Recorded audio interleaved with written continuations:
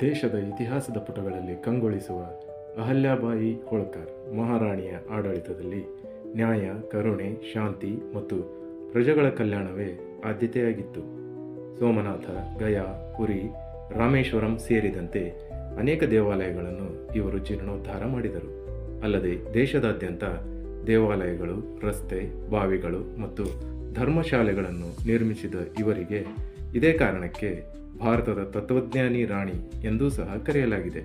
ಭಾರತ ಸರ್ಕಾರವು 1996ರಲ್ಲಿ ಇವರ ನೆನಪಿಗಾಗಿ ಅಂಚೆ ಚೀಟಿಯನ್ನು ಸಹ ಬಿಡುಗಡೆ ಮಾಡಿದೆ ಮತ್ತು ಇಂದೋರ್ನ ವಿಮಾನ ನಿಲ್ದಾಣಕ್ಕೆ ಇವರದೇ ಹೆಸರನ್ನು ನೀಡಲಾಗಿದೆ.